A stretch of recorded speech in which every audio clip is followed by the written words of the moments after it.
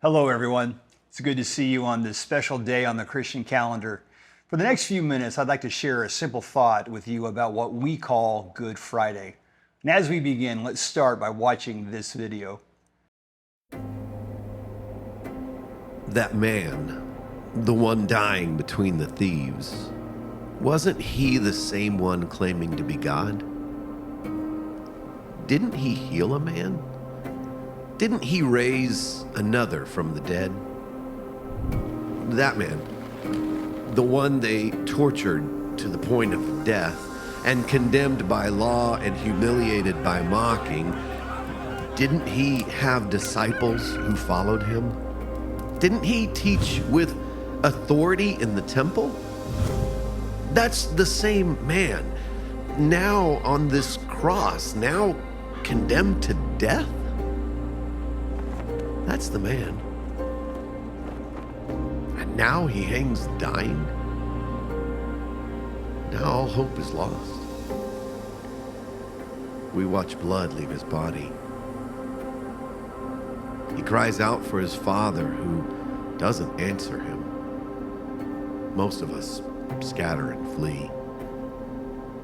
But for just a few, compassion or loyalty no longer remains. All hope seems lost under this heavy, foreboding sky. The man who claimed to be God can do nothing but hang there and die. This is the man. With his last breath, he asks for our forgiveness. This is the man whose final words seem to say it all. It is finished.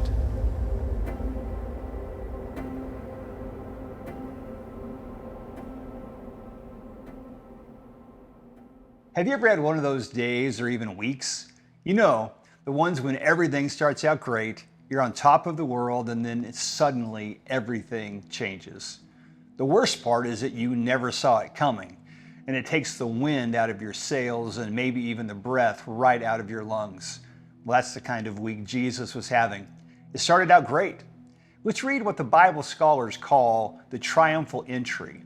It's when Jesus enters Jerusalem on the week of the Passover celebration.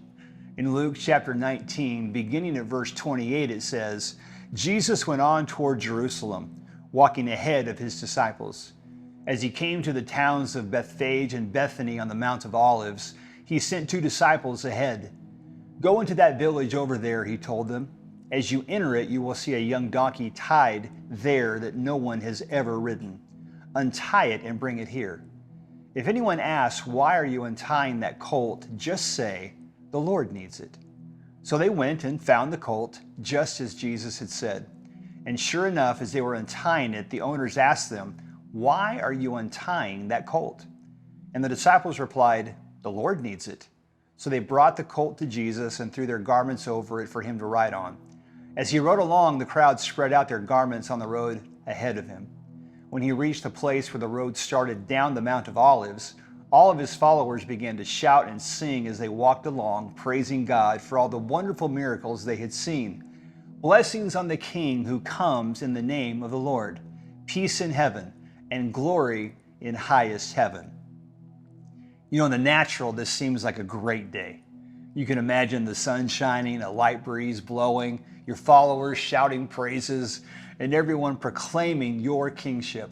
What a day to imagine. In fact, if you've seen part 1 of season 5 of The Chosen that's in theaters right now, you don't have to imagine it. You can see it, and I encourage you to watch all the seasons because they're incredible. But things would change very quickly.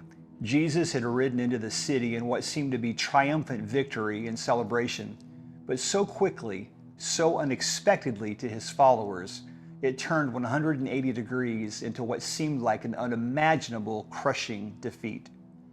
A few days after Jesus entered Jerusalem in what we would call a parade, look at what Jesus told his disciples.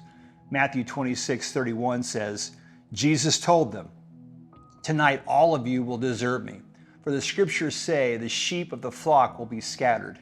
Sure enough, by the end of the day and into the night, all his disciples had abandoned him. Peter had verbally denied him. Torture and death were imminent, and Jesus stood alone. I know I've sometimes felt that way, and I'm sure you have too, alone.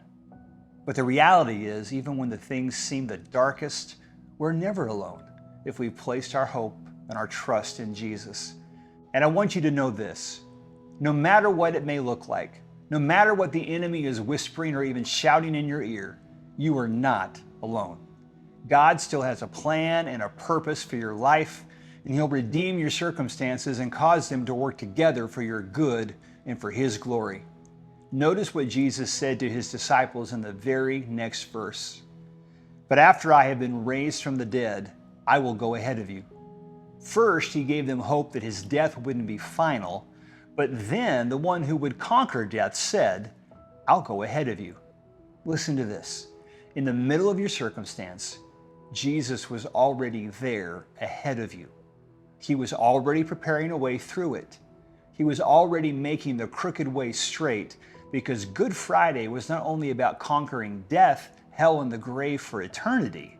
It was also about living in victory on this side of heaven. It's been said hundreds, if not thousands of times, but I'm going to say it again. It may look like Friday night, but Sunday is on the way. There's a song we used to sing that's over 30 years old now, and it says this: God will make a way where there seems to be no way. He works in ways we cannot see. He will make a way for me. He will be my guide, hold me closely to His side. With love and strength for each new day, He will make a way. And I'm just here to remind you that Good Friday is the ultimate reminder to all of us that on the darkest of days, God is still making a way. And He's working right now, making a way for you. So be encouraged today. It might be Friday, but Sunday is coming. Can I pray for you? Father, I thank You for everyone who's watching this simple video devotion, whether the moment we put it online, whether they're watching it sometime on Friday, or Lord, even days or weeks later. We thank You that no matter the circumstance that we're in, You went ahead of us to prepare a way to lead us through it. So in those dark of nights, when we don't see Your hand, when we don't know what's going on, remind us that not only are You with us, but You were there ahead of us, and the ending was written even before the beginning. We thank You for seeing us through Friday, because we know that Sunday is coming. Amen? Hey, God bless you. Have a great Good Friday. And find a church this Easter Sunday. If you don't have a home, Hope Church, we'd love to see you here at 8:30, 10 a.m. God bless you. Have a great week.